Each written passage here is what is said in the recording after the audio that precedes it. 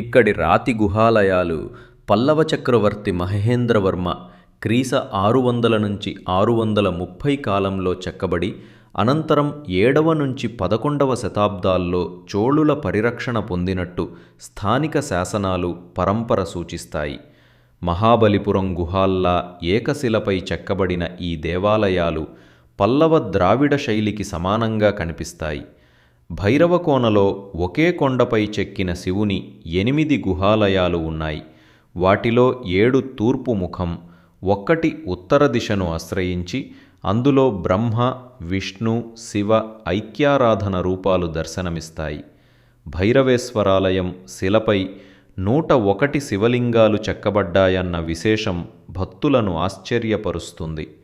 ఇక్కడి త్రిముఖ దుర్గాంబదేవి గర్భగృహంలో ప్రతి కార్తీక పౌర్ణమి రాత్రి చంద్రకిరణాలు నేరుగా విగ్రహంపై పడే ప్రకృతి అద్భుతం జరుగుతుంది.